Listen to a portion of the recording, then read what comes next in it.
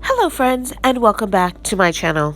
So it is Friday, flour it up, and I am going to be making my sandwich loaf. We go through about 2 of these a week, and the only time I was not making these was back when I was having a problem with my flour and I went to an alternative. So now that I've straightened that up, we are back to making our sandwich loaves, and about 2 a week.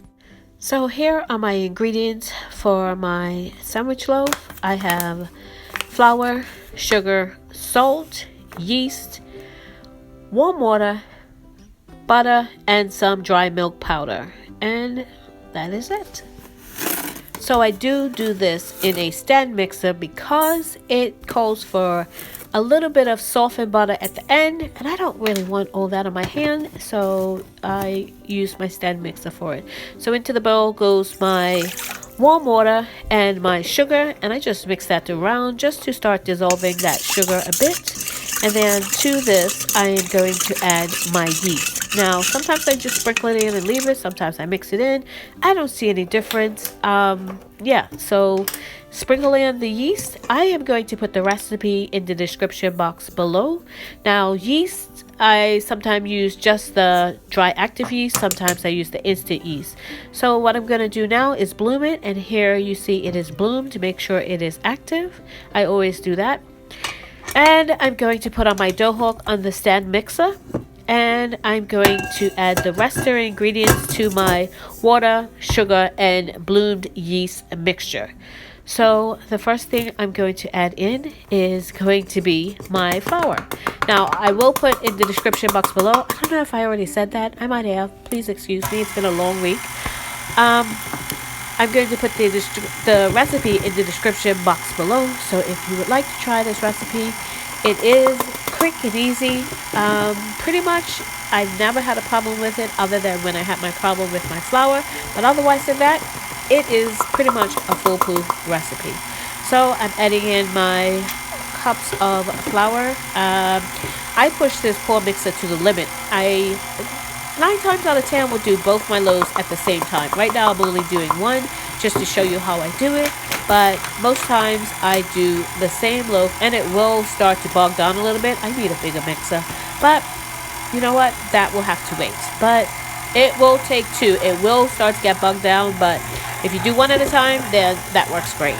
So now I'm just going to mix it just so it comes together, and it will try and climb out of the bowl, but just keep mixing it and it's fine. I add in my dry milk powder, and here it is. I've kneaded it, and as you can see, it's trying to climb out of the bowl. But once I put the butter in, the softened butter, it will calm down. As you can see, I've added in my butter now. I'm adding in my couple of tablespoons of butter, and it starts to knead just fine in 2 seconds. It will just calm down. I don't know what it is about the butter. It just helps to bring the dough back down, and you can always push it down. I don't bother. It will come back down. And here it is, the butter. And as you can see, it's not really kneading, but if you leave it, it will come together, as you can see. So I don't know what happened just now. The screen went blank and it shut off. I guess it just didn't like me making bread today. But I'm going to continue. So I took it off the mixer, and I'm just going to form it into sort of, you can't see what I'm doing. I'm going to form it into a bowl. And I'm going to put it back in the same bowl it was in that I mixed it with, because it's got butter in it, so it's nicely slippery and greased. I don't need to add any more oil to it. Sometimes I do, sometimes I don't. Today I'm not going to. So I'm just going to put it right back in this bowl. And you can see it's nice and clean. There's no residue. Set it right back in there, and I'm going to cover it, put it in my oven until it doubles in size, about 2 or 3 hours, depending on how warm my oven is, because that is the warmest place I have in my kitchen.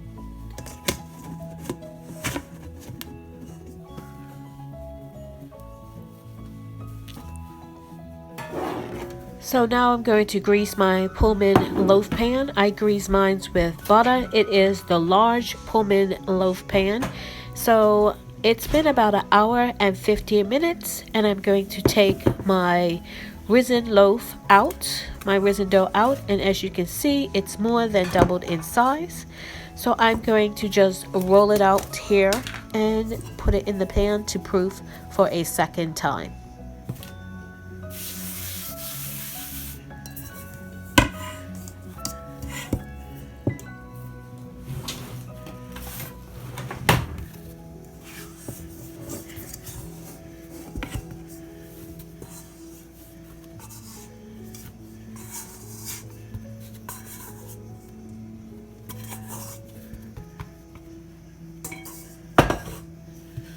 So here you can use a rolling pin to roll out your dough to the appropriate size. I use my hands. Sometimes I use a rolling pin. Today it was my hands, and either one will work, whatever you decide you want to do. So just roll it out to fit whatever pan you're using, and I will actually take my Pullman loaf pan and measure it to make sure I'm getting it to the right size. So once I have it to the right size, I'm going to roll it tightly, starting from the closest side, the side closest to me, and then roll it away from me, making sure I tuck it in so I get a nice tight crumb. So that's what I'm going to do. Once I get it all rolled up together, I'm going to pinch my and close. So this means it won't spring out, and hopefully it won't open up on you. Believe me, you want to pinch this really tightly. I've had it happen to me. It's not that pretty. I mean, it tastes good, but you know, it wasn't exactly what I wanted. So I'm also going to tuck my ands in to make sure they stay closed as well. And then once I've pinched the complete seam closed, I'm just going to roll it a little bit just to make sure it is firmly closed.